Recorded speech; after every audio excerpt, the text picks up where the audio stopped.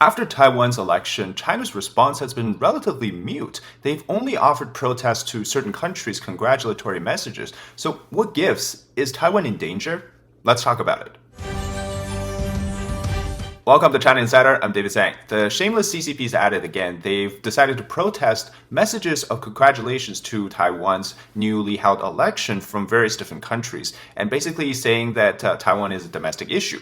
But elsewhere, the actual actions by Beijing seems to be relatively mute, given the fact that they've not done things like sailing the boats across the Taiwan Strait or flying planes over the Taiwan Air Defense Identification Zone, so there seems to be a rather muted response overall. But of course, keep in mind, they've already broken the aggression bottom line, so to speak, and so they've taken 2 steps forward, they've walked 1 step back, but that's of course still overreaching. And of course, this isn't to discount the fact that in the near future, we could still see something get hot. But in the meantime, what has really only happened is Nauru, an island nation in the Pacific Islands, switched their diplomatic recognition back again to the People's Republic of China rather than the Republic of China, which is Taiwan.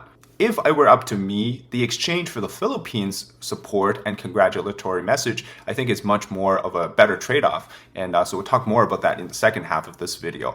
But first, let's talk about the congratulatory messages offered by countries like Australia, the United States, Japan, and many other democracies around the world. The real reason why Beijing is angry that these countries are sending messages and protesting them is because those countries are implicitly recognizing the sovereignty of Taiwan's governance.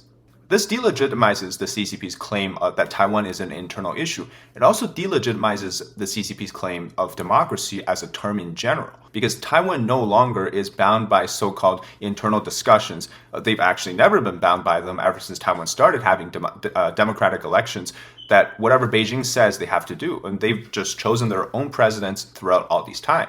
So Beijing focuses more on the actions by other countries to Taiwan rather than Taiwan itself. They're stuck like a rock in a hard place in that they can't mention Taiwan too much directly because that indirectly recognizes the democratic process, an alternative version of China being allowed to exist, and so their legitimacy is called into question. But then also they can't do too much about the other countries who are offering those congratulatory messages because, I mean, these are sovereign countries of their own. They can choose to do whatever they want with Taiwan. Now, the issue itself is rather hilarious because it's a glaring contrast between the democratic system and the totalitarian system, as I've discussed in our previous video. But Taiwan stands as the interesting irony, right? It is what the CCP could not stamp out. It could do to 1.4 billion people, but it couldn't do to 23 million people. And that alone is, it's a big issue inside the party. And notice here who actually sent delegations to Taiwan. The United States did, Japan did. These are the 2 most important countries to the defense of Taiwan if a war were to break out. But many other countries, of course, sent messages in one way or another, Twitter or through direct letters like the UK, Australia, Canada, the EU nations, as well as G7 countries. Of course, these are all those countries that have heavy interest in the US-led global order. I think this is all because over the years, countries around the world have developed an interesting way to interact with Taiwan without going through the official sort of methods, right? Violating the so-called One China policy, drawing more issues from Beijing. But they've been doing this more and more since, like, I guess we would say 2022, 2023, following the Pelosi visit and multiple delegations to Taiwan, and seeing that China's reactions to those have been rather mute to begin with, people are less scared to be this so-called anger China with the responses. And of course, I always say this, Taiwan should be proud that they held the election again successfully, because the idea that Taiwan is a cross-strait relationship is slipping away. It's becoming more about a sovereignty issue. There's going to be less and less talks about what happens on the mainland in association with Taiwan. Of course, from a national security perspective, it's still going to be there. But from a voting perspective, the identity of Taiwan and the identity of mainland China, they're now very much farther than they've ever been, because the growing number of voters, this new generation of Taiwanese people, they don't recognize themselves as having a tie to that of mainland. And this idea of status quo, it is now mainstream because that's the current condition of what's happening in Taiwan. And this election also tells us that despite Beijing's rhetorics and aggression, it has not faltered Taiwan's people in the sense of choosing what to do next, right? They've even actually broken a lot of historical curses, which is one of them is every 8 years there's a party switch in Taiwan. Now we have a third term of the DPP in power, which shows that it has broken the curse. We have also seen that there's a continued support for the path that's been walking by the DPP, right? They're trying to maintain the status quo, providing more defense towards Taiwan's military buildup, as well as being closer to the United States rather than being closer to China. And I think that alone makes the argument that Taiwan is an internal issue of China much less agreeable and much less effective. Now, the issue with Taiwan has always been this, right? The identity, at least, which was it was a party-to-party exchange between the Nationalist Party and the CCP, which is the Communist Party. But now it has shifted to Taiwan's system shifted to a democratic multi-party system and no longer is just bound by the idea that it is a party-to-party exchange, but rather now it is a sovereign identity issue. So this election tells us it's a choice of the people, not some political legacy of the past 50 years. So that's why it leads us to talk about today the news with Nauru, an island nation in the Pacifics, switching its diplomatic recognition away from Taiwan to the PRC again, and what this really means. Of course, as it stands now, they don't have a lot of geopolitical significance when it really comes down to Taiwan. Of course, it's an alienation aspect in that China has always used diplomatic ties as a way to isolate Taiwan's public and international status. Things in like the United Nations, World Health Organization, World Trade Organization, all these things to not recognize Taiwan as an independent system. And that is, again, to limit the free world's engagement with Taiwan. But now what many countries have learned to do is to skip all of those global organizations and just go directly with Taiwan because of what I just mentioned, this rather muted response from China. And they're really not caring whether it's okay from the PRC or not. They're just doing it with Taiwan. And actually, Nauru has done it a few times. They've switched from the PRC to the ROC, then switched back, and then switched back again, and now switching back one more time.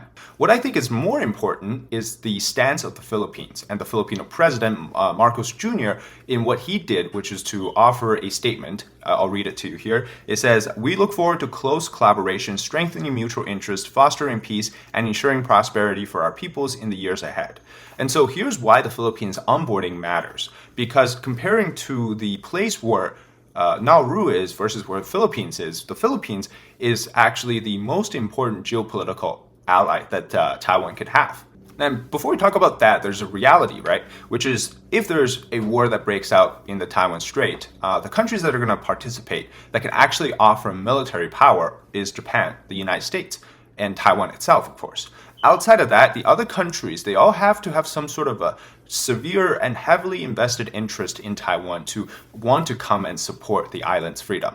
So countries, for example, like Australia, South Korea, the UK, these countries, they do have an interest in the region, but they're either far away or they may not have a lot of military power that can fully come support the island's invasion.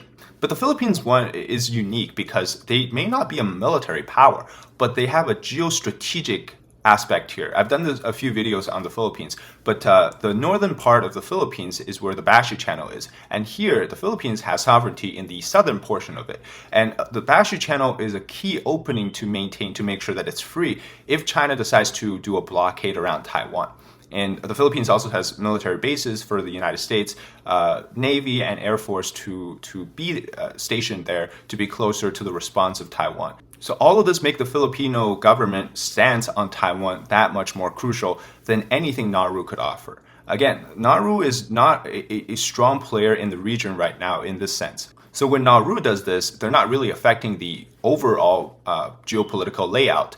But what they're doing is they're simply being on the wrong side of history. Whereas the Philippines is something that I think is deserving a lot of applauses for doing this. Now, they're of course on the same boat as Taiwan. They're facing China's aggression every single day. I've done videos on the fishermen issue. China's coast guards are invading the economic exclusion zone of the Philippines. And so this is really, really a key issue here for both countries to face China's aggression together. I think this election was a watershed moment that is going to forge a new generation or a new identity in Taiwan for what the subsequent elections are going to mean. They no longer are just for choosing between going to China or going to be Taiwan. It is more about the independent sovereignty of Taiwan as a whole, what they get to choose, what they will do, independent from what's happening on the mainland. people in Taiwan, they don't actually care what's happening on the mainland because those two have less and less association day by day. I heard from Taiwanese people this analogy, right? It's like the Americans who are their ancestry is British don't call themselves British in America. They're Americans. And so it's similar in that sense. Sure, they grew from the same roots, developed into different countries, and now they have different identities. One shaped by being American, one shaped by being British. And those two are not internal issues with each other. Anyways, that's it today for the episode, a short video on what's been happening in the post-election days for the Taiwan 2024 election. If you enjoy the content, leave a like, comment with your thoughts, and subscribe to our channel today. Until next time, bye-bye.